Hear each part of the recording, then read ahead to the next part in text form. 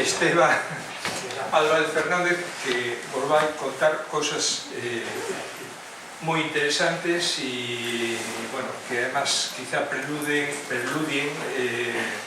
pois unha colaboración do Museo de Historia Natural con a Universidade de Salamanca. É dicir, isto non imos adiantar moito a ver se poden ir as cosas, pero, bueno, xa estamos colaborando con a Universidade da Coruña, con o Museo con o Máster de Museos, Arquivos e Bibliotecas. O facemos con a Universidade de Santiago, xa recibimos o ano pasado unha alumna en prácticas con centros de FP, e esta posibilidade que se nos abre con a Universidade de Salamanca, pois,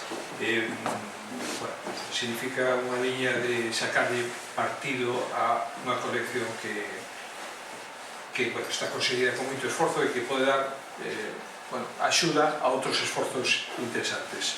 Xa vos deixo con Esteban porque é moi interesante o que vos contar. Muchas gracias a todos.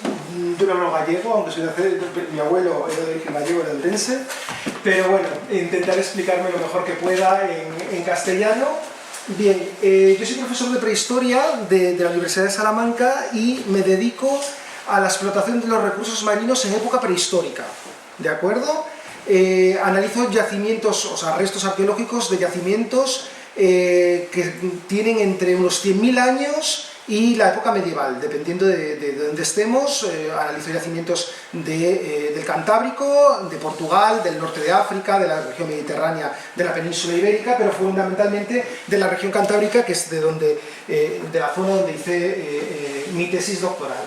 Y bien, en esta charla os voy a exponer más o menos cuáles son los aspectos que se tratan en mi investigación, aspectos que tienen relación con el mar y con la explotación de recursos marinos en el pasado, y ver cómo ha evolucionado a lo largo del tiempo esta explotación de los recursos marinos, para, ya os adelanto, deciros que no hemos cambiado tanto como creemos. Bien, vamos a ver. Bien, en el caso de ¿cuáles son los restos que encontramos en los yacimientos arqueológicos? Lo que encontramos en los yacimientos arqueológicos son sobre todo materiales compuestos por carbonato cálcico, que es lo que hace que lleguen hasta nosotros restos de moluscos, las conchas de los moluscos, de equinodermos, por ejemplo, los caparazones de los erizos de mar y las púas, aunque también veremos otra serie de restos que se pueden documentar. Los crustáceos, fundamentalmente las pinzas, que son las partes del animal más duras. También restos de mamíferos marinos, no son abundantes, pero también tenemos algunos de ellos. También tenemos restos de peces, siempre y cuando el sedimento esté, digamos, no sea demasiado ácido que los pueda destruir. Y también restos de aves. Los yacimientos que yo investigo en el Cantábrico son, aunque he investigado yacimientos de aquí de Galicia, son de yacimientos asturianos, de Cantabria y del País Vasco, porque se han encontrado en yacimientos en cuevas, en complejos kársticos, que protegen, en los diferentes niveles arqueológicos donde se documentan, se protege este tipo de restos, y nos llegan a nosotros porque porque los suelos son más básicos que, por ejemplo, ocurre aquí en Galicia, donde tenemos suelos muy ácidos que hacen que, por ejemplo, en los diferentes yacimientos, en los dólmenes y en otro tipo de yacimientos arqueológicos, no se conserven no solamente los restos de los animales, sino restos, por ejemplo, de enterramientos. No es normal encontrar en los yacimientos gallegos este tipo de evidencias. ¿Qué hago con este tipo de restos? En primer lugar, lo que hacemos es una clasificación. Qué parte del animal se documenta, vemos o analizamos estudios de tipo tafonómico, es decir, qué alteraciones tienen estos restos, sobre todo que se manifiestan en la superficie de estos huesos, tomamos medidas para descartar unas especies sobre otras, y siempre que podemos y con ayuda de especialistas en biología, determinamos o especificamos el área de hábitat o el hábitat que tuvieron estos animales en el pasado, para compararlo con la distribución que estos animales tienen en la actualidad. Bien, ¿por qué están estos restos en los yacimientos arqueológicos? La causa, naturalmente, fundamental es que estos animales han sido recogidos en el mar vivos y han servido como alimento por parte de las poblaciones en el pasado. Y realmente los restos de caparazones, los restos de conchas, etcétera, etcétera, que encontramos en los registros arqueológicos, lo que nos indican que son basura dejada por estos grupos humanos una vez que ellos, que los hombres y las mujeres del pasado se alimentaron de ellos. Pero es que además, aparte de utilizar este tipo de recursos, también una vez que estos restos han sido desechados, en algunos casos se explotan, se reutilizan para fabricar diferentes tipos de útiles. Objetos de adorno, como vamos a ver, y otra serie de artefactos de los cuales he traído una serie de ejemplos. Bien, en las campañas de excavación que realizo y realizan mis colegas en cuevas, fundamentalmente, como les digo, en yacimientos de la región cantábrica, lo que hacemos es excavar por niveles arqueológicos, que tienen el tipo de estudio que hacemos, tiene una base geológica, ¿de acuerdo? Excavamos por estratos, después de excavarlo, lo que hacemos es, todo el sedimento lo pasamos por cribas con mallas metálicas de diferente luz, de entre 8 y 0,5 milímetros de luz, para recuperar diferentes tipos de restos. En este caso yo voy a hablar de restos de origen marino, pero que sepan ustedes que también se encuentran pues, restos líticos, cantos que nos hablan de que en un determinado yacimiento se utilizaron para conformar hogares, encontramos carbón también, etcétera, etcétera, pero como les digo, en mi caso lo que encontramos son sobre todo restos de los animales y dentro de los animales, como les digo, de origen marino. Estos son un ejemplo de lo que encontramos después de haber cribado en las diferentes mallas metálicas finas, en este caso un conchero, una acumulación antrópica de conchas, un basurero de época prehistórica, en este caso es un yacimiento que está en el País Vasco, que se llama J3 Jaizkibel y que tiene aproximadamente 8.000 años, ¿de acuerdo? Es un conchero donde hay una gran cantidad voy a decir, miles y miles de restos fundamentalmente de conchas, y en las diferentes mallas metálicas recuperamos, pues en las mallas de 8 milímetros las conchas enteras, en las de 4 milímetros las conchas fragmentadas, los ápices en la de 2 milímetros y fragmentos de muy pequeño tamaño y crustáceos en la de 1 milímetro. ¿Quién realiza y cómo se realiza este triado de acuerdo del material? Realmente es lo que seguramente ustedes habrán hecho muchísimas veces, que es escoger lentejas. Pues eso es lo que hacemos buscando determinados restos en las diferentes mallas metálicas que utilizamos a la hora de cribar el sedimento. ¿Qué encontramos? Pues encontramos restos de diferentes organismos, en este caso marinos. Pinzas de cangrejo, encontramos fragmentos de conchas, encontramos fragmentos de plumas de cefalópodos, encontramos también balanos, encontramos placas de erizos, y a partir de ellos podemos determinar, podemos saber qué alimentación tenían estos grupos humanos en el pasado. ¿Dónde realizamos estos estudios? En este caso, como les digo, yo realizo mis investigaciones, donde además soy profesor en la Universidad de Historia, de Prehistoria, en el Laboratorio de Arqueología de la Facultad de Geografía e Historia de la Universidad de Salamanca, donde, además de estudiar los restos faunísticos de diferentes yacimientos, también creamos colecciones de referencias de animales marinos, pues recogiendo directamente en las playas animales muertos, o estableciendo contactos con diferentes investigadores para tener en nuestra colección determinados tipos de animales que lo que hacen es facilitarnos el estudio de los restos de un determinado yacimiento. Como les digo, también realizamos investigaciones en diferentes partes, aparte de la región cantábrica, como les digo, Portugal, el Mediterráneo también, sobre todo la provincia de Málaga, donde la Universidad de Salamanca tiene gran tradición. El profesor Francisco Jordá, que a lo mejor quizás a alguno le suene, pues investigaba en esta zona de Málaga, y muchos de los materiales arqueológicos todavía están en la Universidad de Salamanca y los estamos estudiando en la actualidad, y también en el norte de África. Y naturalmente, además, lo que hacemos es formar a los estudiantes que realizan el grado, en este caso de Historia, bien, con nosotros hacen trabajos fin de grado, fin de máster y tesis doctorales sobre materiales arqueológicos de origen animal que aparecen en los diferentes yacimientos arqueológicos. Bien, vamos a ver ejemplos de los diferentes tipos de animales que aparecen en los yacimientos arqueológicos. Naturalmente, las evidencias más abundantes que se documentan en los yacimientos arqueológicos son las conchas de los moluscos. Conchas de los moluscos. Bien, ¿qué moluscos se recogían en el pasado?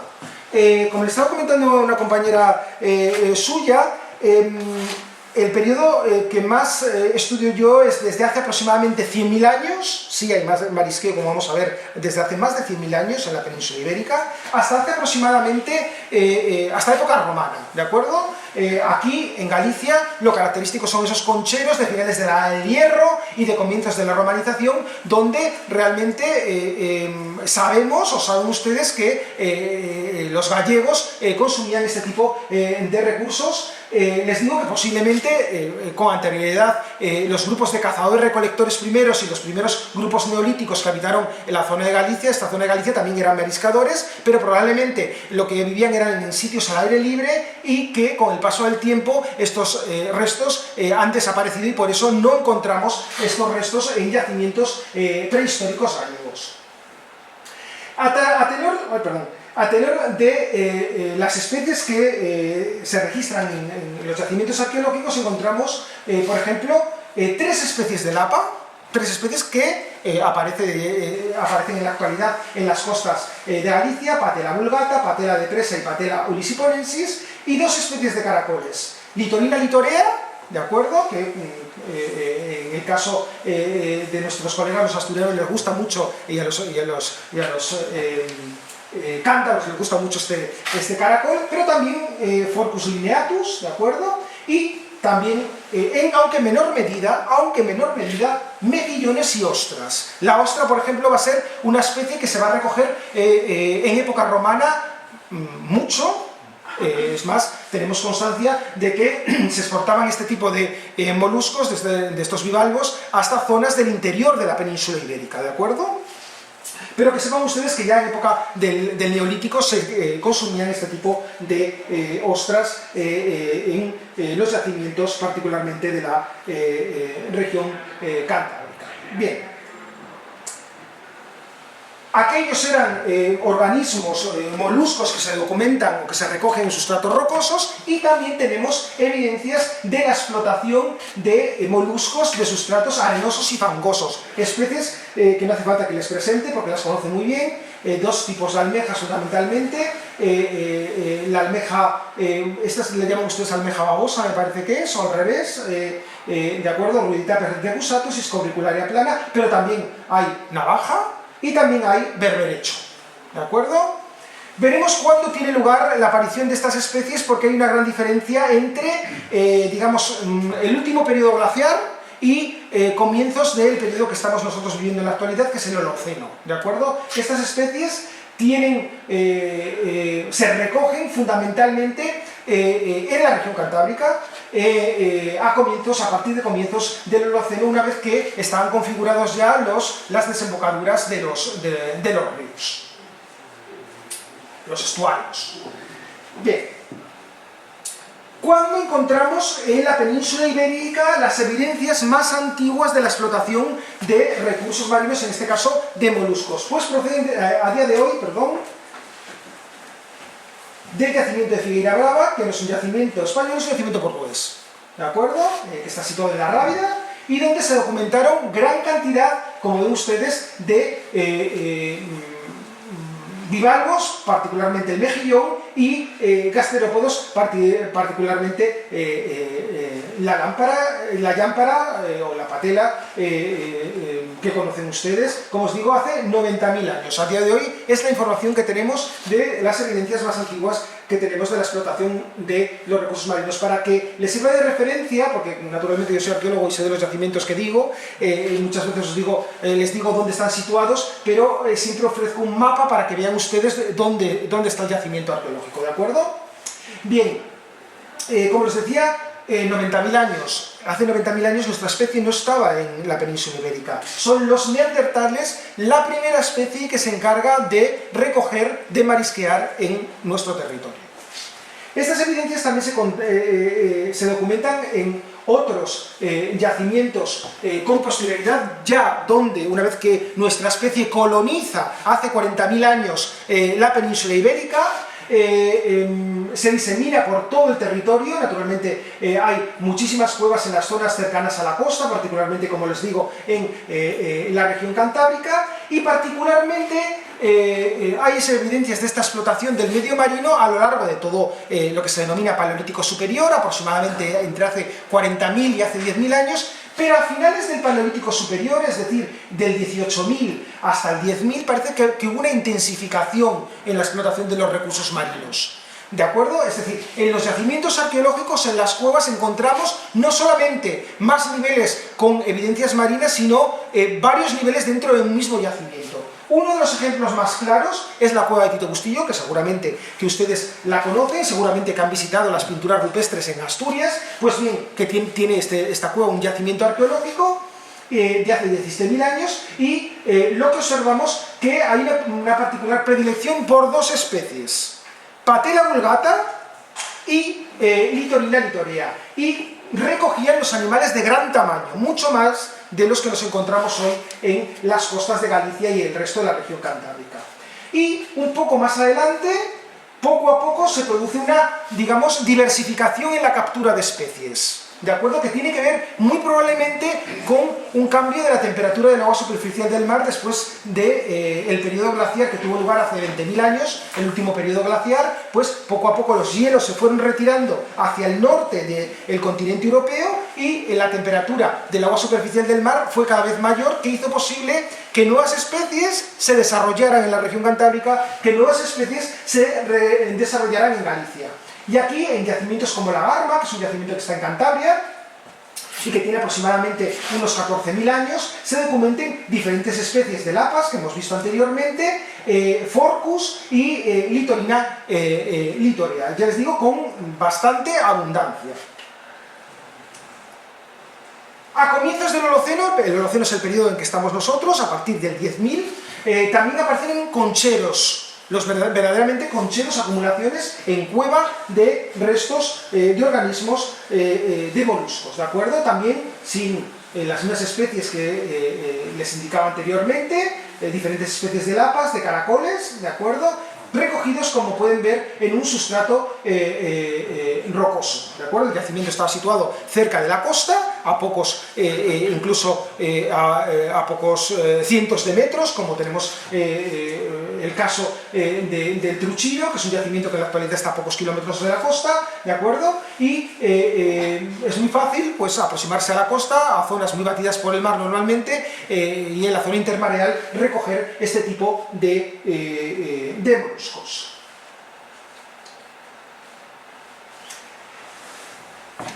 La explotación de los recursos de los moluscos marinos procedentes de sustratos arenosos y fangosos parece ser que tiene lugar en la región cantábrica a partir del Holoceno, ya les decía, que tiene que ver con la configuración de los estuarios tal como los conocemos hoy en día, pero en algunas zonas de la península ibérica ya se explotaban a finales del periodo anterior del Paleolítico, y particularmente es en la cueva de Nerja, en Málaga, donde tenemos pues una predilección por este tipo particularmente de bivalvos, y donde se explotan ya hace 14.000 años diferentes especies de almejas, berberechos y mejillones, aunque el mejillón, como saben ustedes, procede de sustratos rocosos.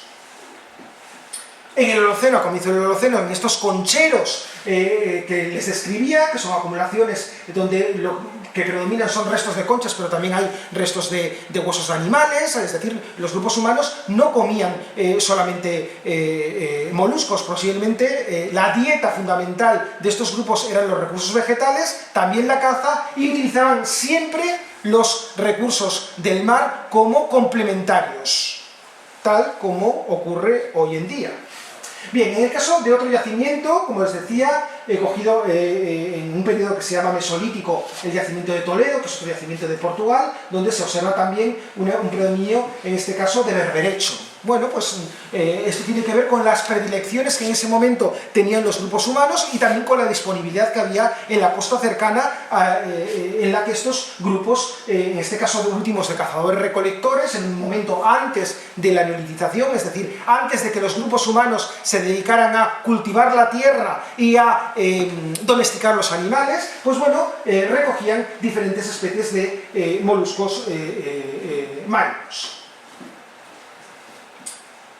Además de recoger estos moluscos como alimento, estos grupos de cazadores-recolectores y después los primeros productores de alimentos a partir del Neolítico también recogían conchas con otros fines. Y estas conchas eran recogidas en las playas, una vez que el animal había muerto, pues igual que nosotros paseamos por la playa dando un paseo y recogemos unas conchas y no otras, ellos hacían lo mismo. Y ya los neandertales hacían lo mismo. En el caso del yacimiento, en este caso tengo ejemplos de la península ibérica, pero sí de Italia.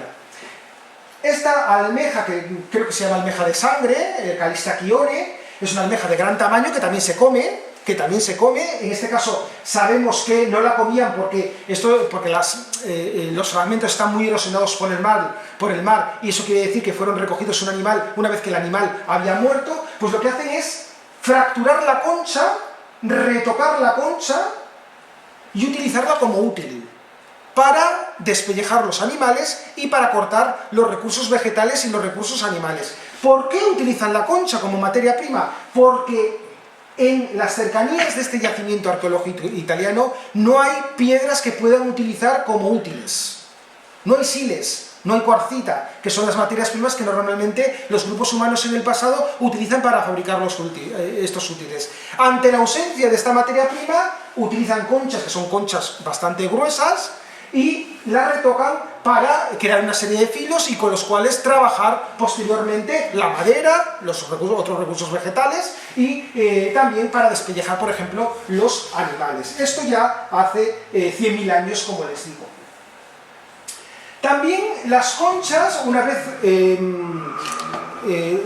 los grupos humanos han comido, se han aprovechado económicamente de ellos, han comido el animal, son lanzadas, como les digo, a los basureros. Pero hay veces que de forma fortuita utilizan fragmentos de estas conchas para el procesado de alimentos también. Bien, como ven aquí ustedes, aquí tienen un fragmento de lapa, se han hecho análisis en los bordes de las lapas y se sabe por las marcas que se han documentado en los bordes, se sabe que se trabajó con ellos los recursos vegetales. Es decir, fueron utilizados también como útiles, a pesar de que en este yacimiento musteriense,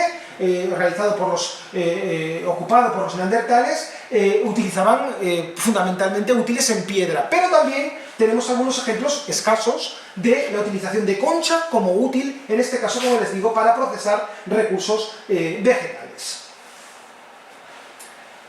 Con las conchas también, las conchas han sido también recogidas una vez que se ha consumido el animal. En este caso es bastante habitual utilizar las lapas como contenedores de ocre, ¿de acuerdo? Ocre, polvo rojo de tipo mineral, que después de ser machacado en los yacimientos arqueológicos, pues los metían en estos contenedores y se introducían dentro de las cuevas y con ellos pintaban las conocidas pinturas rupestres o se decoraban estos grupos su propia piel.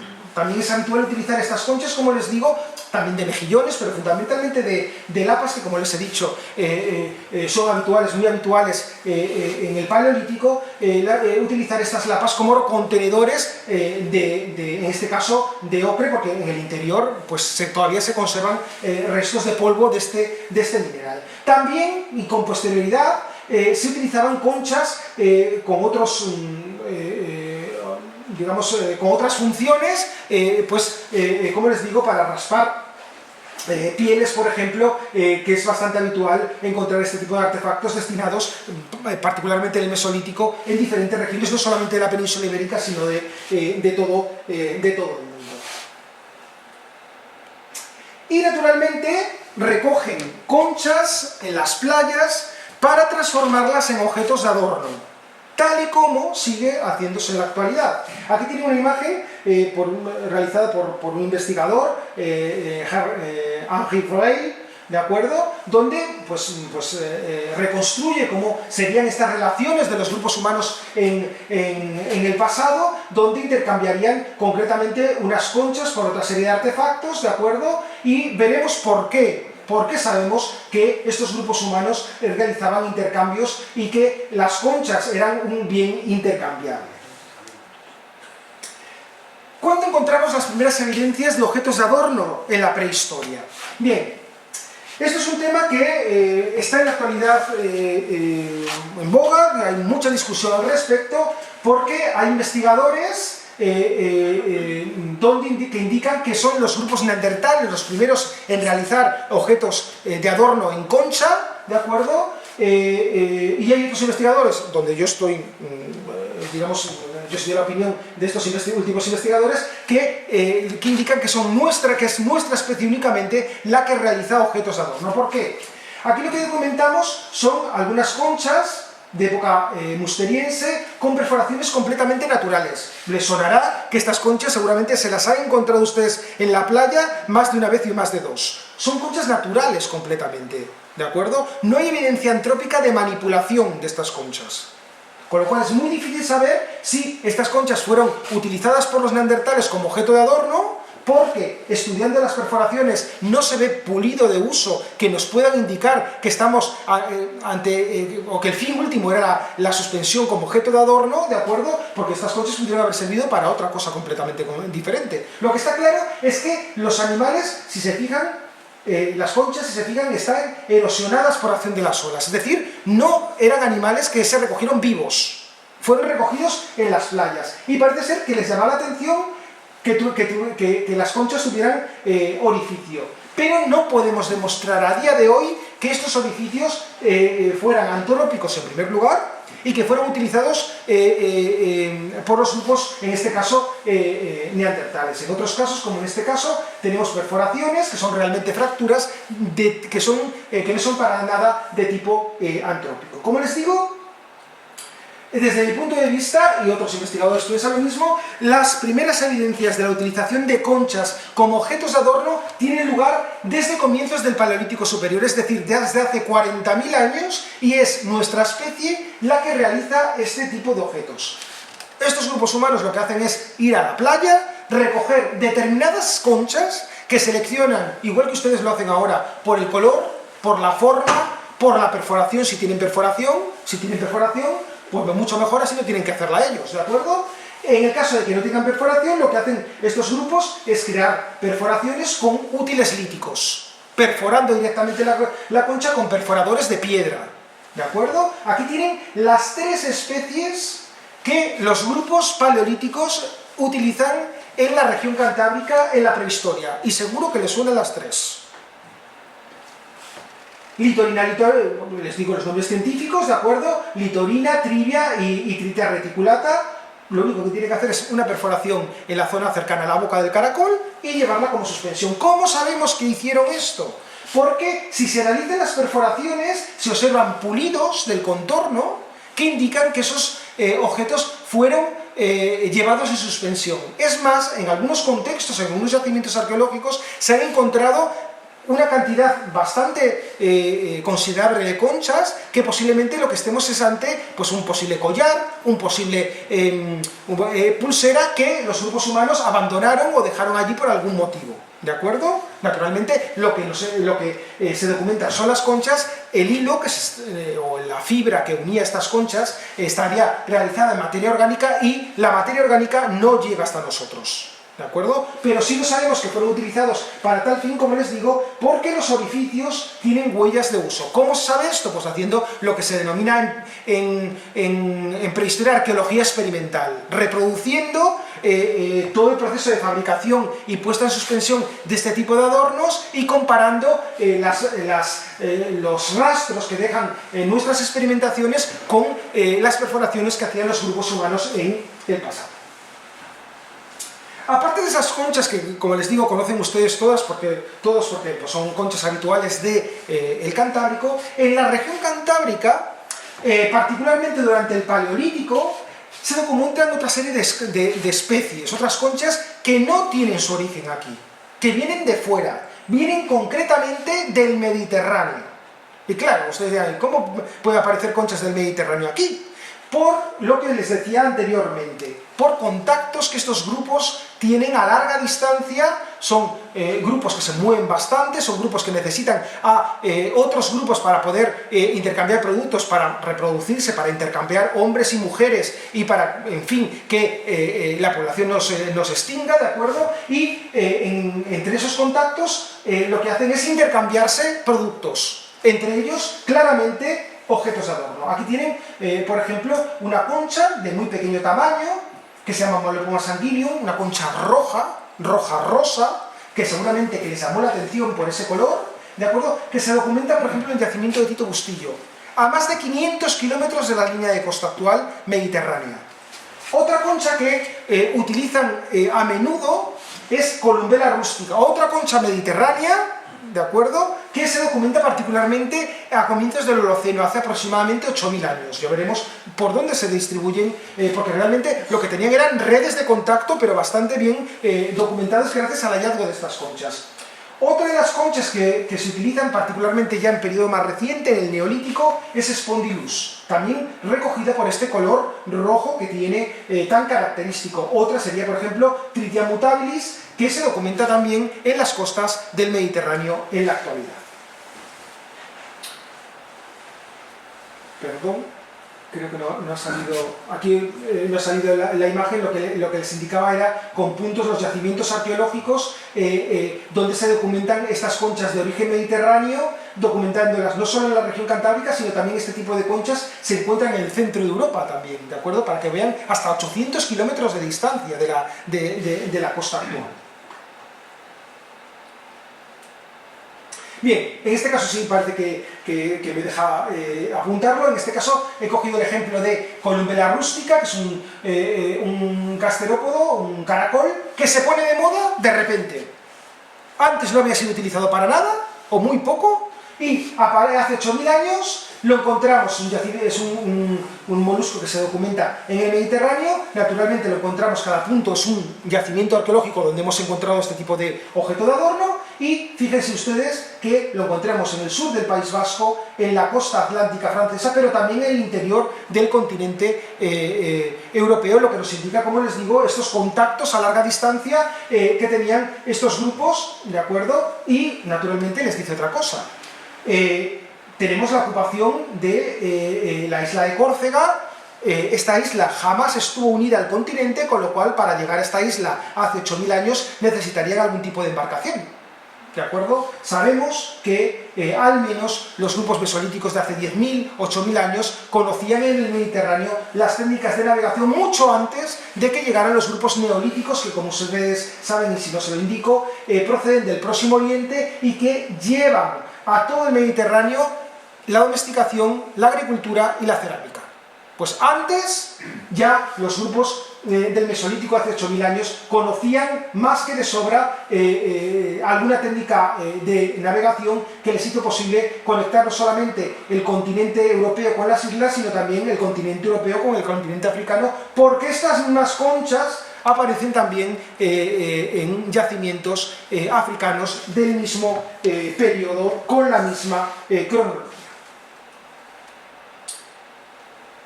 ¿Dónde encontramos estas conchas utilizadas como colgantes? Normalmente lo que encontramos en los yacimientos arqueológicos son una o dos conchas, pues imagínense, llevan la pulsera, se rompe la pulsera en la cueva donde está todo lleno de tierra y se pierden las conchas. Pero en otros casos, o en algunos casos, también se aparecen documentadas asociadas a enterramientos. Aquí les traigo el enterramiento de los Canes, es un enterramiento mesolítico de hace 8.000 años, que está en Asturias, en el interior, está en línea recta aproximadamente a 8 kilómetros, pero tienen que pasar una colina con una altitud considerable, ¿de acuerdo? Y que nos hablan de contactos del interior de grupos que vivían en el interior con las costas, con las playas. Pues bien, en este momento, en el Cantábrico, la especie que más se utiliza como objeto de adorno es la trivia, esta concha que conocen ustedes bien, que tiene forma de grano de café, y En el proceso de excavación del esqueleto se documentaron, fíjense en todos los puntos rojos, son esta concha como aparece distribuida. Y a partir de la distribución que tiene, que está, como ustedes ven, en la parte de atrás del individuo, podemos reconstruir que probablemente lo que llevaba este individuo era una especie de capa a la que estaban cosidas las conchas. Sabemos también que, gracias al estudio de la perforación, aquí tienen una foto con el microscopio electrónico barrido, ven que la superficie, el contorno de la perforación aparece pulido. Eso quiere decir que el individuo fue enterrado posiblemente con un sudario, con una capa en el que estaban cosidas las conchas y una capa que probablemente utilizó en vida.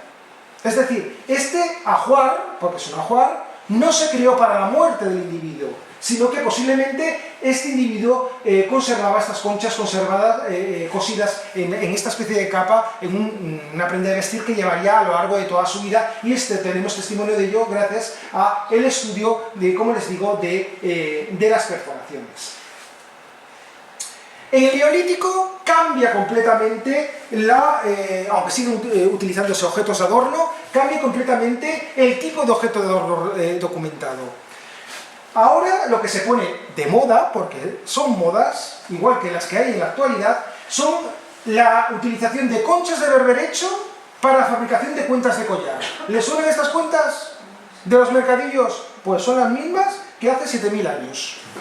Hechas en concha de berberecho, ahora vale, algunas de ellas están hechas en plástico o en conchas de otras especies, porque como a lo mejor del Pacífico, pero siguen siendo la misma forma.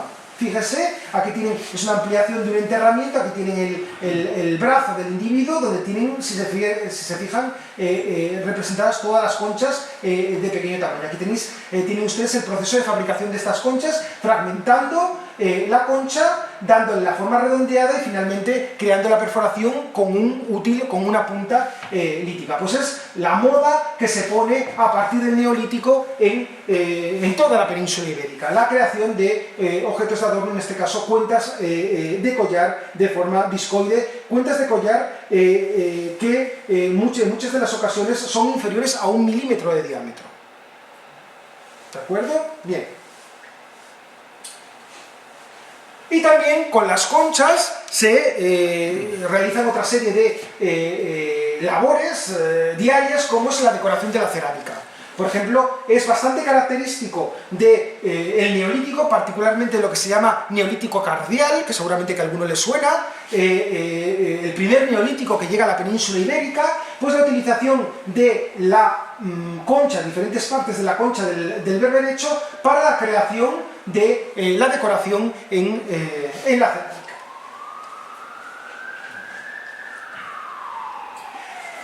Además de las conchas, que como les digo, de los moluscos, mejor dicho, que como les digo, son las evidencias más abundantes que se documentan en los yacimientos arqueológicos, también en los yacimientos arqueológicos se documentan restos de erizos.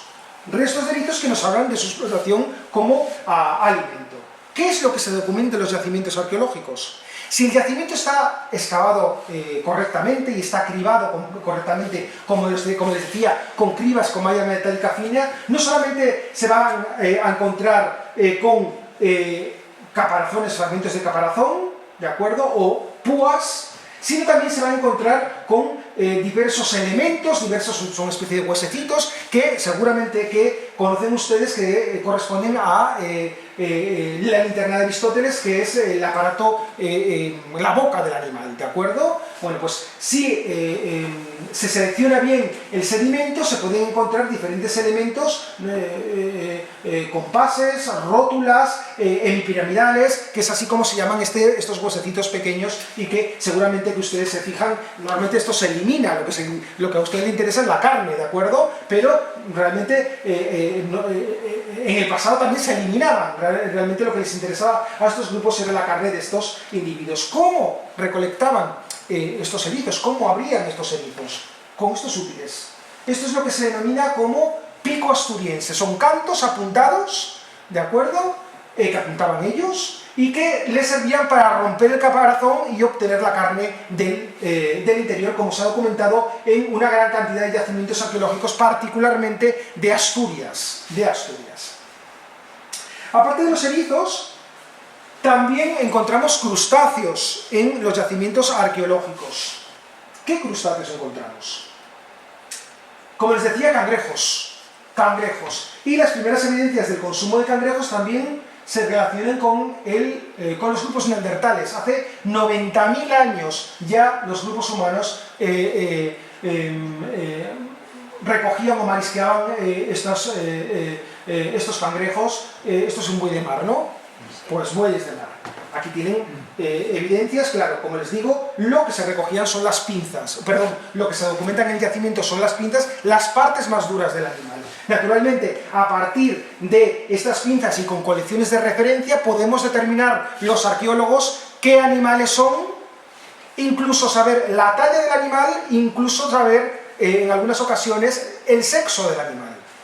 Podemos llegar a saberlo a partir de las pinzas de los cangrejos. Como les digo, ya hace 90.000 años los neandertales recogían o marisqueaban cangrejos, particularmente esta especie, pero también en el Mesolítico, hace 8.000 años, en toda la región cantábrica, se recogían otras especies. Aquí tienen todas las especies que se han documentado en los yacimientos de hace 8.000 años en el Cantábrico. Algunas de ellas las conocen más que de sobra.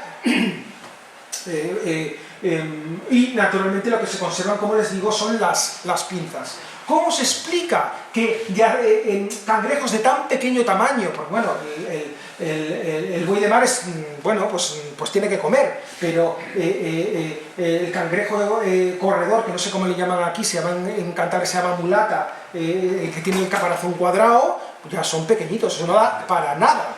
¿De acuerdo? Alimento. Posiblemente quien realizaba el marisqueo, que más que las mujeres serían los niños probablemente, porque no necesitan tecnología ninguna para levantar las lapas o recoger los caracoles directamente. Las lapas con un trozo de hueso o un trozo de siles se hace palanca y se separan muy fácilmente. Pues a la vez que iban con la saca recogiendo las lapas, si aparecía algún cangrejo lo metían también en la saca. ¿De acuerdo? Porque realmente no son muy abundantes y son de tallas pequeñas. Eso quiere decir que, bueno, pues sí, seguramente que les aportaba sabor, algo más de sabor, más que carne, porque como saben, carne era bien poca la que tenían estos cangrejos de pequeño tamaño.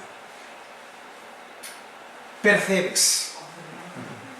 Sí, percebes. Las primeras evidencias que tenemos de la explotación de percebes en la región cantábrica es de hace 8.000 años. Probablemente no haya antes porque este animal necesita unas condiciones de temperatura bastante precisas para poder reproducirse. Hoy en día el límite de la explotación de percebe está en la ciudad francesa de Brest. Al norte ya no hay percebe, con lo cual en un periodo frío probablemente este animal no existía en la región cantábrica. Fue con la retirada de los hielos, fundamentalmente a partir del 10.000, cuando parece ser que esta especie colonizó la región cantábrica, naturalmente incluida Galicia. También se documentan, aunque no tienen valor alimenticio ninguno, los balanos. Estos conitos que aparecen en los moluscos y que ustedes están cansados de quitarlo de los mejillones, por ejemplo, no tienen valor alimenticio, ¿de acuerdo? Pero nos dan a los arqueólogos muchísima información para saber en qué zona de la zona intermareal o de la región intermareal fue marisqueada por los grupos humanos. Estudiando las placas podemos saber la zona o precisar un poco más específicamente la zona de la región intermareal donde fueron recogidas las lapas y los mejillones, estos balanos de ballena, de balanos relacionados con los moluscos marinos, pues les digo que aparecen asociados, como os digo, a estos gasterópodos que habitan en ambientes rocosos, no parecen normalmente asociados a almejas o berberechos. Y en relación con ello, hay unas especies que habitan en la actual en las costas del Cantábrico, ¿de acuerdo? Pero en periodos fríos había especies propias que habitaban en estos territorios. Y una de ellas, nueva completamente para la ciencia, fue descubierta hace pocos años y recibió el nombre de Titubustillobalanus tubutubulus porque se documentó por primera vez, en este caso, en el yacimiento de Tito Bustillo, ¿de acuerdo? Es una especie que no existe en la actualidad, que se extinguió, era una especie fría que habitó la región cantábrica hace 18.000 años en un momento frío. También se documentan en los yacimientos arqueológicos asociados a las conchas, estudiando la superficie de las conchas, una serie de alteraciones que nos indican que otra serie de organismos marinos habitaban en su superficie. Tenemos anélidos, gusanos, esponjas y otra serie de organismos que también nos pueden llegar a precisar en qué zona de la región intermareal fueron recogidos estos moluscos, o por ejemplo, si este tipo de organismos está en el interior de la concha de los bivalvos, eso quiere decir que la concha documentada se recogió muerta en la playa, ¿de acuerdo? Normalmente estos animales siempre aparecen en el exterior de los moluscos vivos, y si los moluscos están muertos es habitual encontrarlo en el interior de las valvas. Balanos de ballena. Bien. La explotación de los cetáceos, seguramente que igual que los moluscos, era bien conocida desde hace por lo menos 100.000 años. El problema está en que normalmente los yacimientos arqueológicos no se encuentran huesos de estos cetáceos, porque eso supondría llevar peso muerto al yacimiento, y lo que hacían probablemente, una vez que el animal varaba en las playas, porque no tenían capacidad tecnológica para cazar en estos momentos, ¿de acuerdo? La caza de la ballena es algo que ocurre con posterioridad, probablemente ya en época romana, no antes, ¿de acuerdo? Lo que llevaban era, el animal varaba, los grupos se reunían, las diferentes tribus se reunían, o imagínense el festín que había, tenían comida y grasa para muchísimo tiempo, era una actividad que hacían entre varios grupos, y llevaban la carne cortada directamente al yacimiento. Claro está, la única forma de saber si estos grupos consumían este tipo de recursos es si en los yacimientos arqueológicos aparecen placas de estos cirrípedos. Aquí tienen uno de ellos con una diadema, que estaban incrustadas en la piel de las ballenas, y que solo se pueden quitar si se procesa la carne, la piel y la grasa de estos animales. ¿Qué es lo que encontramos en los yacimientos? Pues fragmentos de estas placas que nos indican que, al menos en el caso de la Cueva de las Caldas, hace 17.000 años se llevaron trozos de carne de un cetáceo indeterminado y que sirvieron como alimento a los grupos humanos. Hay diferentes especies de balanos de ballena, y en este caso les presento otro tipo diferente, Turricinella major, en este caso el yacimiento de Tito Bustillo.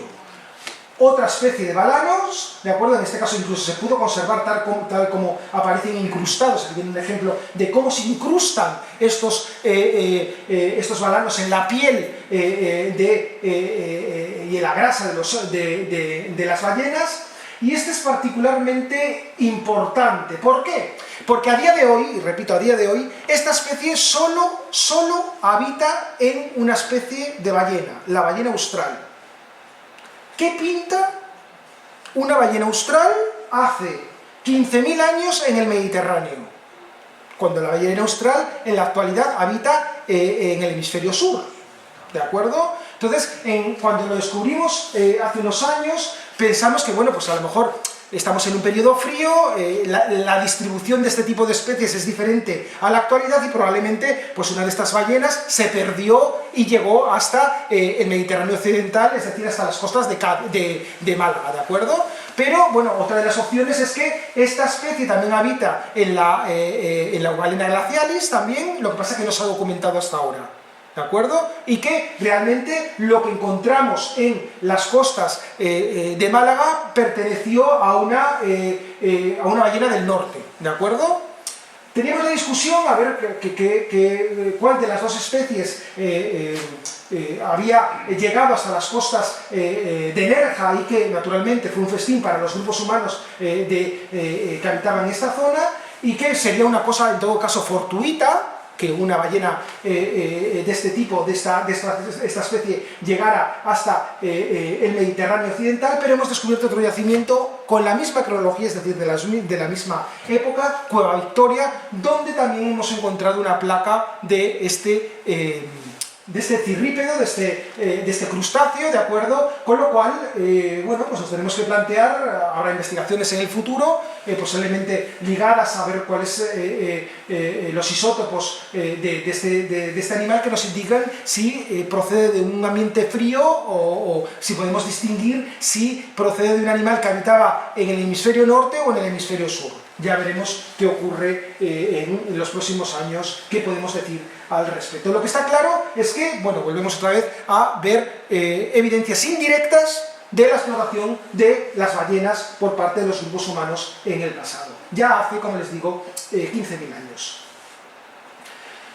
Evidencias indirectas es lo que he hablado hasta ahora, porque tenemos también algunas evidencias directas del consumo de las ballenas. Bueno, no hace falta que les diga qué se obtiene de la ballena, qué se obtiene de los cetáceos. No solamente carne, se obtiene aceite para iluminar las casas, los dientes sirven como soporte para la creación de verdaderas obras de arte, con los huesos se hacen muebles, supongo que esto les suene pero bastante, y también en el pasado se utilizaban los huesos de las ballenas como soporte para la elaboración de artefactos, armas en primer lugar, puntas que estaban engarzadas en vástagos de madera y que servían para cazar. Normalmente estas puntas se fabricaban en asta de ciervo, pero parece ser que hace 16.000 años se puso de moda utilizar huesos de ballena como materia prima para la fabricación de estas puntas para la caza. Y esto lo sabemos porque se han hecho análisis. Aquí tienen una de estas azagallas con un agujerito que se ha muestreado, y se ha determinado que por medio de una técnica que se llama zooms, lo que hace es determinar en algunos casos la especie de cetáceo y en otros casos la familia, y se sabe que estos huesos fueron realizados incluso con una determinada especie de cetáceo, que ha sido además digamos constatado porque posteriormente se volvió a muestrear en el mismo hueso, y mediante análisis de ADN confirmó que este hueso pertenecía a un determinado cetáceo. ¿De acuerdo? Pues bien, que sepan ustedes que parece ser hace 16.000 años era habitual utilizar los huesos de la ballena como materia prima para la elaboración de puntas, particularmente lo que se denominan en prehistoria azagallas, destinadas a la caza de los animales, no de la ballena, sino de los ciervos, que era el animal más cazado en la región cantábrica en estos momentos. Y también con restos de estos animales varados, siempre varados, además de útiles destinados a la caza, también aprovechaban en este caso los dientes para la elaboración de objetos de adorno. En este caso lo que tiene aquí es un fragmento de diente de cachalote que ha servido de soporte para la fabricación de un objeto de adorno, y sobre el cual han grabado una representación de un bisonte, un animal que no era demasiado habitual hace 16.000 años, pero está más que constatado. Lo recordarán, por ejemplo, tendrán en la cabeza los bisontes de la cueva de Altamira, ¿de acuerdo? Pues que sepan que en este útil, que fíjense el tamaño que tiene, no llega a los 10 centímetros de longitud, pues grabaron en una cara un bisonte y en otra un cetáceo, ¿de acuerdo? Lo ven aquí ustedes, la cabeza, se discute qué cetáceo es, probablemente se trate también de la misma especie de la que procede el diente. Focas. También hay evidencias del consumo de focas, incluso evidencias del consumo de focas realizadas, probablemente aprovechadas, no evidencias de caza, volvemos otra vez. Siempre pensamos que probablemente estemos ante animales que han llegado enfermos a la costa y que los grupos humanos se aprovecharon de ellos, y las evidencias más antiguas tienen 50.000 años y proceden de contextos asociados a los neandertales ya. ¿Cómo lo sabemos? Porque se han recuperado huesos que tienen, fíjese aquí, marcas de corte hechas con útiles de siles, que nos hablan de que estos grupos lo que hacían era despiezar, cortar la carne, y en este caso aquí tenemos estas muestras del procesado por parte de los grupos humanos. Y la foca, por otra parte, tenemos más evidencias a lo largo del Paleolítico Superior, es decir, en la cueva de Nerja no solamente aparecen pinturas rupestres como las que ven aquí representando focas, sino también hay restos de focas quemados, etcétera, etcétera, que nos indican, con marcas de carnicería, que nos indican que eran aprovechadas como alimento por parte de los grupos humanos en el pasado.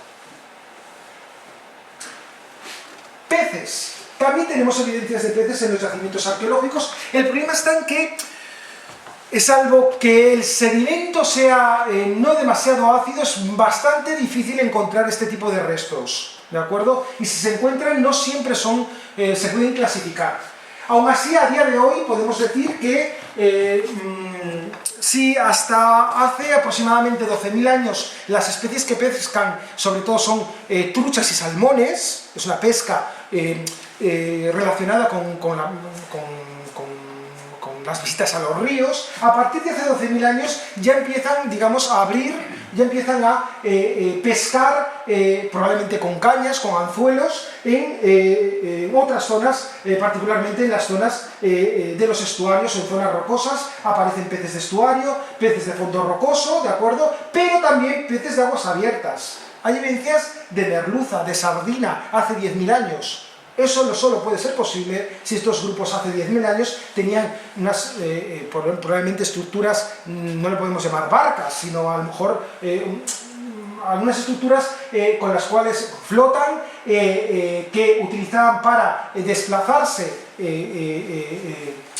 un poco hacia el interior, y que en época en la que estos animales se acercaban más a la costa, en época de la fresa, obviamente estos grupos controlaban perfectamente cuánto estos animales se acercaban, pues con estas barcas, entre comillas, se acercarían y pescarían este tipo de animales, y por eso encontramos restos de vértebras, fundamentalmente de merluza, de sardina, en algunos de los yacimientos arqueológicos de la región cantábrica. Naturalmente, mucho más especializado, como ustedes saben, es la pesca que realizan los romanos a lo largo de toda la fachada atlántica y en periodos posteriores, con unas naves ya con barcos destinados exclusivamente a la pesca en altura, ¿de acuerdo? Pero que sepan ustedes que ya estas vértebras aparecen en determinados, eso sí, sitios arqueológicos, en aquellos en los que, les digo, el suelo no es demasiado ácido, y lo que ha hecho posible que este tipo de huesos tan frágiles hayan llegado a nosotros y han sido posible reconocerse en el procesado del material arqueológico. Evidencias, por ejemplo, de estas capturas ocurre otra vez en la cueva de Nerja hace 15.000 años, donde hay especies como la caballa, como el jurel, como el esturión, ¿de acuerdo? Algunas de ellas son especies que podemos considerar de aguas frías. Eso quiere decir que probablemente en ese periodo, que era un periodo justamente después del último máximo glaciar, estas especies que vivían en el Atlántico probablemente llegaron hasta el Mediterráneo occidental, migrando, y por eso aparecen y donde eran pescadas por parte de los grupos de cazadores, recolectores y pescadores de la cueva de Nerja. Y naturalmente, aparte de estas pruebas directas, como son la presencia de vértebras de peces, también encontramos evidencias indirectas de la pesca. ¿Qué encontramos en los yacimientos arqueológicos? Pues encontramos anzuelos realizados en fragmento de hueso, arpones, en este caso realizados en asta de ciervo, también hay algunos realizados en hueso, y también otras evidencias indirectas que nos hablan de la explotación, en este caso del pescado, de la pesca, es las representaciones artísticas que realizaban estos grupos humanos. Aquí tienen la cueva del Cherry, que es una cueva que está en el País Vasco, donde reconocen estos peces que aparecen representados y que nos indican que estos grupos conocían muy bien estos animales que habitaban la zona costera. Y por último, las aves. También tenemos evidencias de restos de aves, particularmente en este caso lo que nos interesan son aves marinas, ¿de acuerdo? Y tenemos evidencias, ya para terminar, en diferentes yacimientos costeros de la península ibérica. Las más antiguas proceden otra vez de nuevo de Portugal, en este caso también son aves que han sido cazadas por los neandertales hace 50.000 años. Y posteriormente en el tiempo también tenemos este tipo de aves en diferentes yacimientos arqueológicos. Son aves, aquí no se da bien, pero aquí si miran estos huesos con la lupa, a la lupa ven que tiene marcas de carnicería que no solamente indican que estos animales fueron recogidos y fueron procesados como alimentos, sino que también sus plumas fueron empleadas probablemente como adorno. Y he traído esta especie concretamente, que es el alca gigante, que es una especie que existía en la península ibérica hasta hace poco tiempo, hasta finales del siglo XIX. Es un ave que mide más de medio metro. Es un ave que sin embargo no puede volar. No puede volar y solo pone un huevo. Con lo cual estos animales fue nuestra especie. Fuimos nosotros los que extinguimos esta especie hace unas cuantas décadas, porque parece ser que nos interesaba mucho su piel para la fabricación de vestidos, ¿de acuerdo? Y tanto cazamos este animal, ya les digo, es un animal que no puede volar, que no puede defenderse y que encima solamente pone un huevo, que acabamos con ella no hace tanto tiempo. Y tenemos también, por último, evidencias indirectas de la explotación de la caza de estas aves, de cómo estos grupos humanos atrapaban estas aves. Encontramos puntas líticas que probablemente se pongan en relación con la caza de estos individuos, no en la península ibérica porque la materia orgánica no se conserva, pero en yacimientos mesolíticos del norte de Europa se han encontrado asociados a turberas, a zonas pantanosas, se han encontrado redes que se ponen o se vinculan con la caza de estas aves ya hace aproximadamente 8.000 años. Pues nada más, muchas gracias. Espero que les haya gustado esta charla y estoy a su disposición para que me hagan todas las preguntas que estén oportunas, si me las sé. Muchas gracias.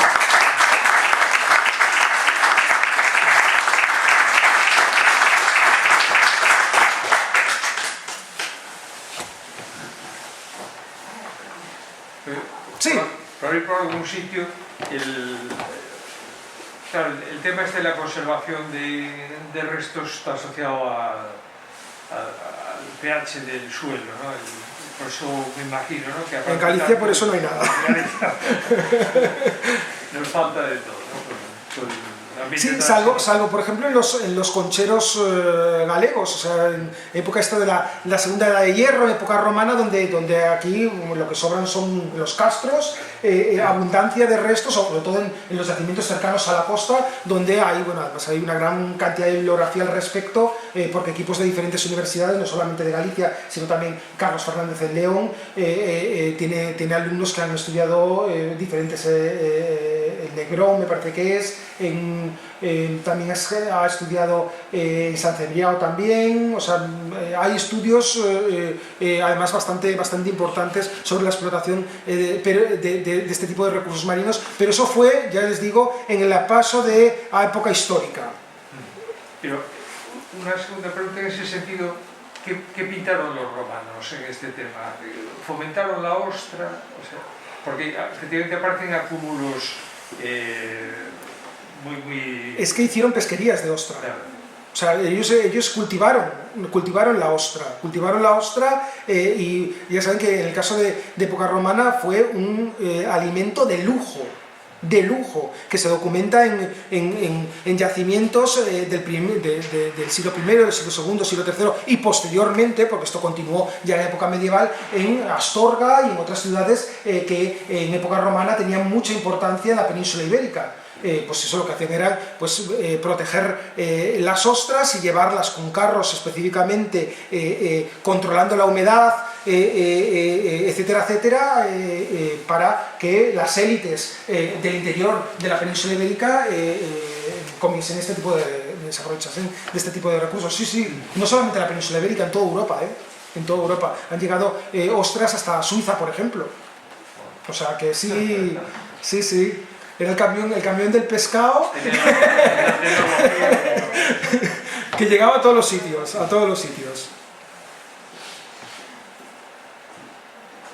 O sea que lo que pensamos en principio, así, que eran los castreños los que, más bien, pueden tener que ver con esas pesquerías, ¿no? Bueno, pero esto es incluso, pero ya lo hacían siglos antes, sencillamente que decidieron explotar más intensamente los recursos en un momento determinado. No sabemos por qué, porque bueno, obviamente, como pueden imaginar, alimentarse solamente de recursos marinos me parece que no, porque les faltan otros nutrientes. Si tienen yodo, tienen sal, pero le faltan proteínas que dan los animales terrestres, la leche, los recursos vegetales, ya no les digo más, ¿de acuerdo? Siempre fue un elemento complementario a la dieta, está claro, complementario a la dieta, como les decía, como es hoy en día, ¿de acuerdo? Nadie puede vivir comiendo percebes o almejas todos los días.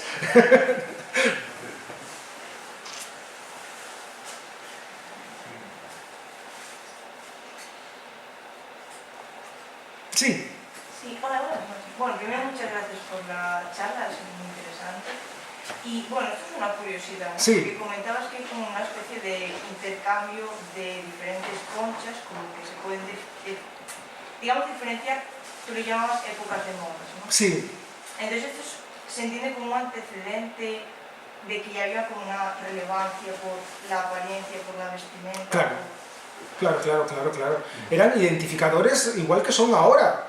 Vamos a ver, no voy a poner el ejemplo de las conchas, pero voy a poner el ejemplo del azabache. En una tierra donde el azabache fue una industria hasta hace poco tiempo bastante importante. Tienen objetos ustedes de azabache que significan diferentes cosas según quién lo lleve, cómo lo lleve y cuándo lo lleve. Pues lo mismo ellos. Lo mismo ellos. Son marcadores de sexo, de edad, de género. Habría probablemente determinados objetos de adorno que eran utilizados en vida y en muerte, en las dos, o en las dos fases de la vida. Por ejemplo, está constatado que cuando en los enterramientos de los niños, las conchas y los objetos de adorno en general, estoy hablando de conchas, pero también hay dientes perforados, hay huesos perforados, los niños tenían este tipo de objetos más pequeños que los adultos, ¿de acuerdo? Eran mucho más pequeños que los adultos, ¿de acuerdo? Entonces, sí, claro, eran identificadores de grupo, igual que sus nietos llevan determinadas pulseras que se ponen de moda y que o ustedes llevaban semejantes cuando eran jóvenes y que a lo mejor tenían un significado completamente diferente, o igual, ¿de acuerdo?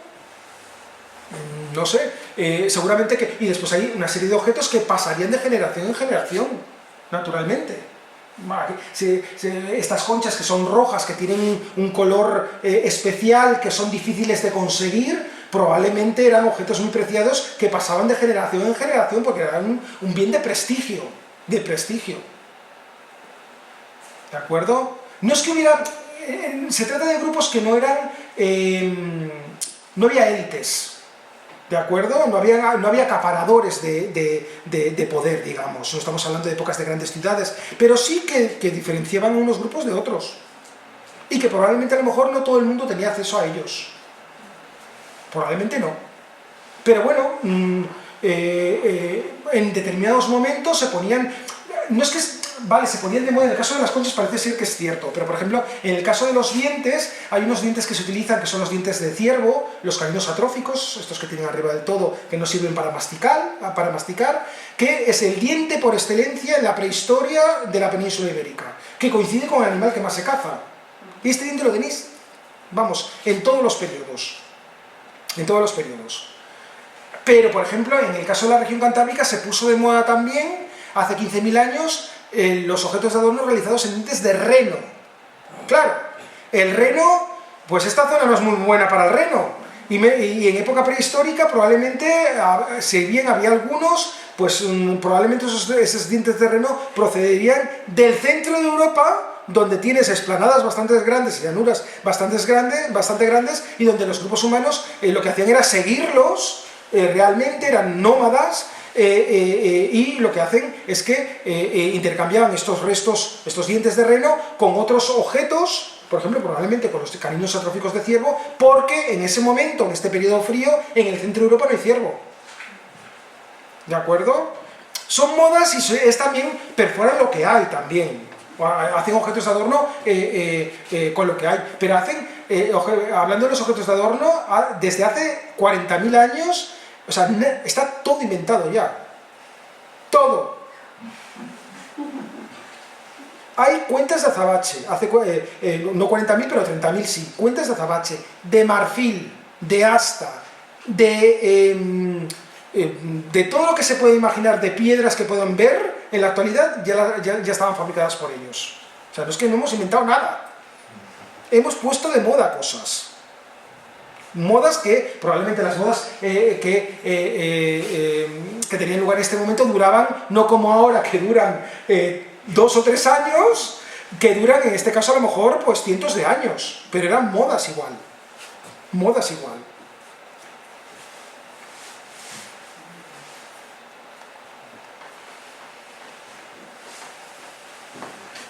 ¿Te animan? Sí. Bueno, personalmente me gustó mucho la charla, ya me sabe a poco, ya leí algunos de tus trabajos, ¿no? Pero ya me sabe a poco por conocer más de este mundo, ¿no? Bueno, Marta y yo visitamos algunas de las cuevas, ¿no? Como desde el punto de vista turístico, no desde el punto de vista científico. Y claro, cuando vamos a Tito Bustillo, pues es como quien va a la casa de los abuelos, ¿no? A decir, bueno, pues mira, aquí hacía así, hacía así, no sé, es la sensación. La pena es que no, en Tito Bustillo no se puede ver la ballena, ¿no?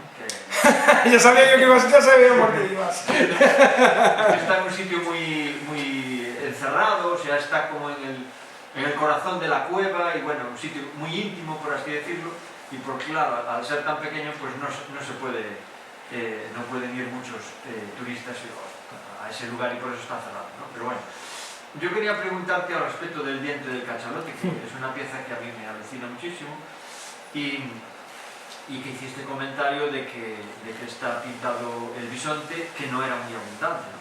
No. Y entonces eso nos llama la atención también todo el panel de Altamira, ¿no? Lleno de bisontes, y que seguramente tampoco serían tan abundantes, igual que en ese caso. Y entonces, pues claro, nos surge la pregunta de si lo que pintaban era lo que veían o era el deseo, ¿no? Y bueno, que comentes un poco eso. Y claro, es importante en esa pieza, porque en el otro lado está lo que puede ser un cachalote, o aunque sea un atún, ¿no? Sí, bueno, un animal marino. Claro, pero está, digamos, a ese mismo nivel, ¿no? De lo que sentían hacia el bisonte, porque está en el mismo objeto en el lado contrario, ¿no? Por así decirlo. Mira, te puedo decir que el animal que más se caza, estamos hablando del Paleolítico Superior, del periodo magdaleniense, hace 15.000 años, en la región cantábrica el animal que más se caza en estos momentos, cuando digo más se caza, que es el 90% del total de los restos, es el ciervo. Después hay algo de cabra y hay algo de rebeco, depende de dónde está situado el yacimiento. En los yacimientos que están situados más en el interior, obviamente habrá más cabra, rebeco, y en los yacimientos que están más cercanos de la costa hay sobre todo ciervo. Los restos que tienes de bóvidos, que muchas veces no sabes si son grandes bóvidos, si son los ancestros de lo que son las vacas o los bisontes, son muy escasos. Y es lo que dices tú, que probablemente es cuando apareció uno de estos animales en el campo y lo cazaban, posiblemente era un momento, si no único, un momento que iba a ser recordado durante mucho tiempo. Porque, como tú bien dices, en el caso de Altamira, lo que hay son bisontes sobre todo. O sea, no hay una correspondencia entre lo que cazaban y lo que representaban. Por ejemplo, si tenemos en cuenta las figuras o los grabados y las pinturas rupestres, hay más abundancia de caballo que de ciervo. Caballo también hay en el registro arqueológico, pero en muchísima menos proporción. ¿De acuerdo? En el caso del bisonte, como te digo, probablemente igual que dices que ocurre, que son momentos en los que llega un bisonte por lo que O también puedes decir, no, este tipo de animales los encuentras mejor o más en el centro de Europa, que no es cierto. Puedes decir, no, es que es como si fuera... Evoco cuando mi ancestro se fue a visitar a los parientes y nos invitaron a comer bisonte que cazamos todos y lo representamos en una pieza. Lo mismo puede ocurrir con el cetáceo. Un momento puntual, no sabemos el número de varamientos que pudieron haber tenido, en este caso se supone que es bastante discutido, un cachalote, posiblemente porque la persona que grabó ese animal ahí, no te digo que no haya visto el cachalote, lo que pasa es que a lo mejor tardó mucho en pensar cómo era, o recordar cómo era, por eso no está tan bien detallado si te fijas. Cachalote... No sabes qué animal decantarte, ¿de acuerdo? Sí, para mí son momentos puntuales en los que tenían acceso a esos alimentos y la forma de plasmarlo, de plasmar ese momento, que probablemente era un momento en el que se juntaban varios grupos, hacían festines, era pues crear este tipo de representaciones, ¿de acuerdo? Y más en un diente de cachalote, que tampoco es habitual encontrarlo, como bien sabes, vamos, que no estaba al alcance de la mano, tenía que venir de la carcasa de un animal que seguramente había muerto, porque ni siquiera puedes decir, no, es que estos llegaron a la costa, vieron el animal que estaba muerto, se comieron el animal y después extrajeron el diente. Bueno, y tú lo sabrás, extraer los dientes de un animal recién varado, tela marinera. O sea, es mucho mejor que lo dejes unos cuantos años en la arena hasta que se descomponga y pierda la grasa, vamos, que no hay una correspondencia entre el momento en el que probablemente se aprovecharon del animal y el momento en el que extrajeron el diente, ¿de acuerdo? Y posiblemente extrajeron el diente y probablemente recordaron cuando comieron cachalote aquella vez hace unos cuantos años, y voy a hacerlo y voy a dibujarlo para recordarlo y para que mi grupo lo recuerde. Un símbolo de la abundancia, ¿no? Sí, también, porque son animales que dan mucha carne. Claro, tienes mucha carne, grasa, estoy hablando de carne, de grasa, de piel, de tendones para la fabricación de artefactos, hueso con materia prima para la elaboración de artefactos, de todo. ¿De acuerdo? Estoy escuchando la pregunta y la respuesta. Estoy pensando, es como cuando la gente le ponía una medalla a un niño, ¿no? Ese símbolo de protección de una virgen o de un... Y hoy lo hacemos con otro tipo de figuras. Sí, bueno, en este caso a lo mejor, ¿por qué no? Era una forma de protección para que cuando aparezca este animal pues me venga todo bien y este animal no me mate cuando intento cazarlo. En el caso del bisonte estoy hablando, claro está. ¿De acuerdo? Sí. Pero vamos a ver, en el caso, por ejemplo, de los bisontes, Altamira y las representaciones de la pintura rupestre, el grado de realismo nos indica que tienen conocimiento del animal, no solamente es una evocación que me contó mi tatarabuelo que, claro, que lo vio, o sea, el realismo de la pintura tiene que haber estado en presencia, porque aparecen detalles verdaderamente espectaculares. Por lo tanto, algún bisonte tuvo que haber en la zona. No puede ser solamente una evocación de que me contaron que hubo un bisonte y era un animal precioso, sino que tuvo que haber algún bisonte. Sí, y tuvo que haber algún bisonte. La pregunta que se tiene que hacer ustedes es ¿por qué no hay más huesos en el yacimiento? Eso sí, claro. Claro, la cuestión es que era un animal que lo tenían, digamos, tipo tabú, donde se ve pero no se toca, o se ve pero se toca en un momento determinado, porque tecnología para cazarlo lo tenían. O si es que eran capaces de cazar mamuts, como está más que constatado, vale, la península ibérica no, pero en el centro de Europa sí, seguramente que lo cazaban, pero sencillamente no lo cazaban por algo.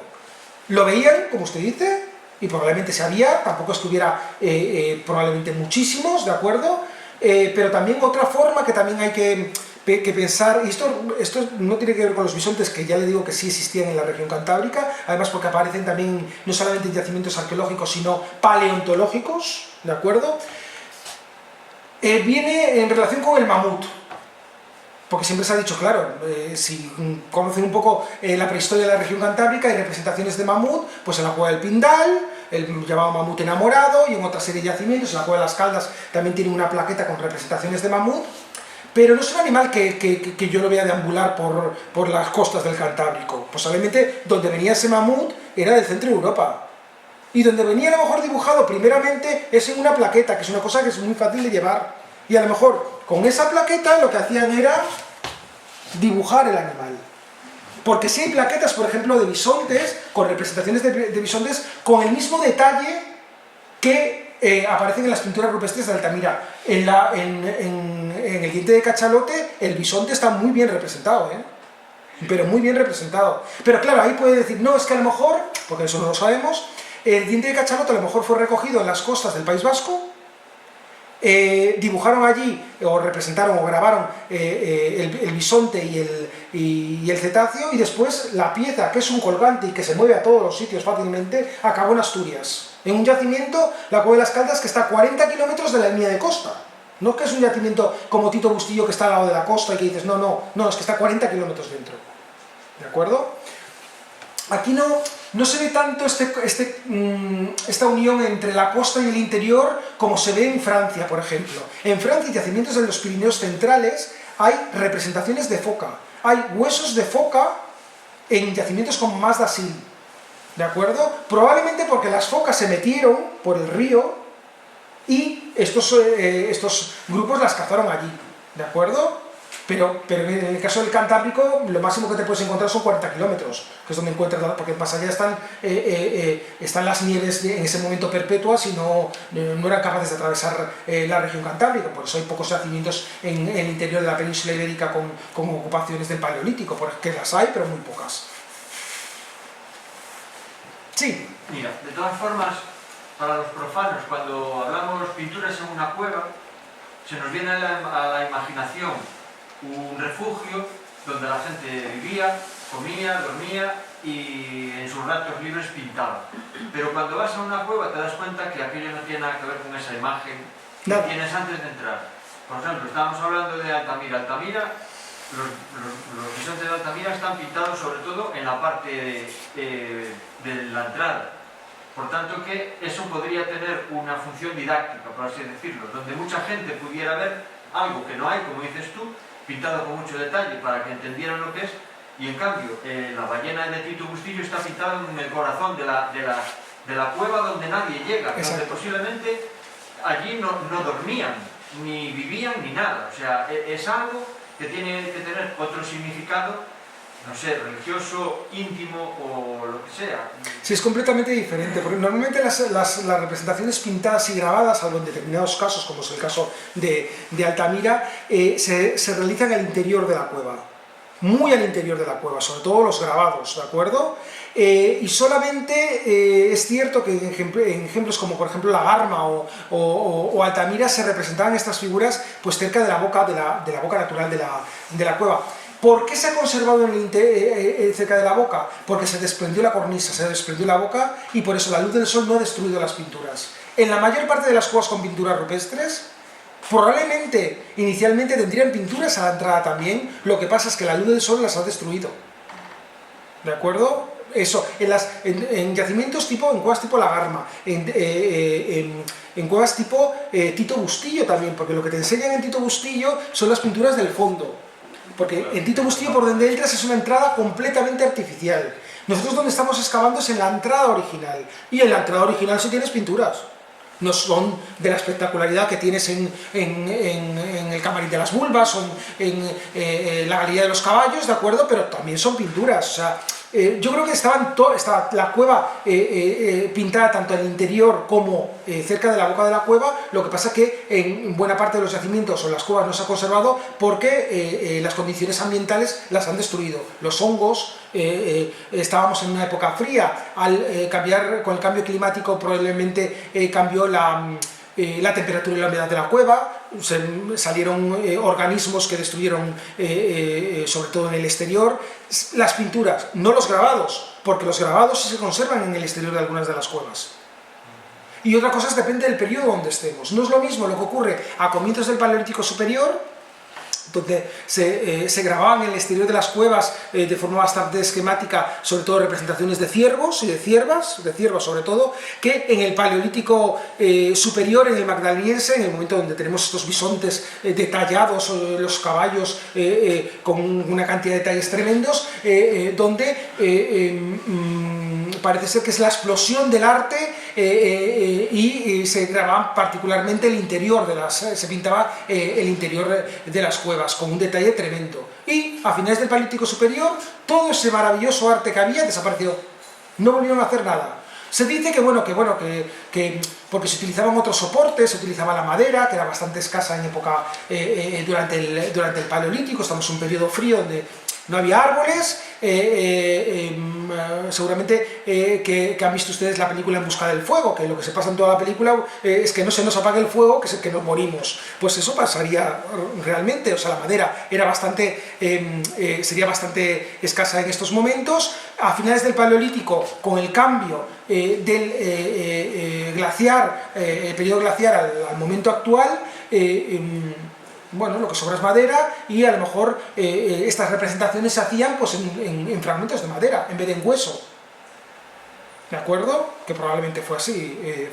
Esto en la península ibérica. En el norte de Europa sí continúan haciendo representaciones, particularmente en otra materia nueva. No hacen grabados en las paredes, porque no las hay, pero sí hacen objetos de uso común, por ejemplo en ámbar, y te hacen esculturitas de ámbar que tienen 8000 años.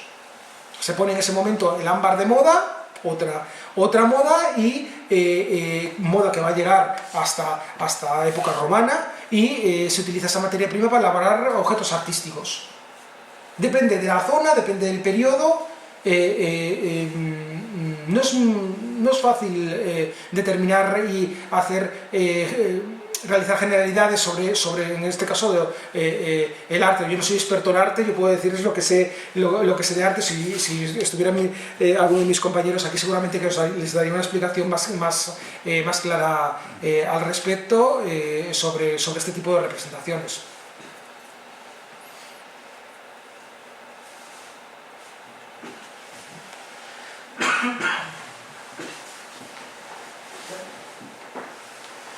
Bueno, pues en principio, si no hay más, que no fue poco, y creo que es muy interesante. A mí me has dejado pensando para rato. Pues nada, agradecerle a Esteban el buen rato que nos ha dejado y lo que nos deja aquí elaborando, y agradeceros a todos pues el haber venido, que esto es un lujo que tenemos, tener a conferenciantes como él y audiencia como esta, ¿no? Y nada, que por cierto, decir también que es la primera de una serie de charlas con las que inauguramos de alguna forma este curso, a ver si podemos quitar máscaras o vernos un poco las caras y tal, pero bueno, que va a haber charlas, no voy a decir que tan brillantes como lo que acabamos de ir, que creo que sí, y en contenido y con temáticas interesantes, o sea que siguen ustedes convocados a volver aquí. Y si alguien no está en lista de correo para recibir esta información, pues que sepa que mandando un correo a ferrol@sghn.org por cuestión de protección de datos, los metemos en lista para comunicar todo. Bueno, pues gracias.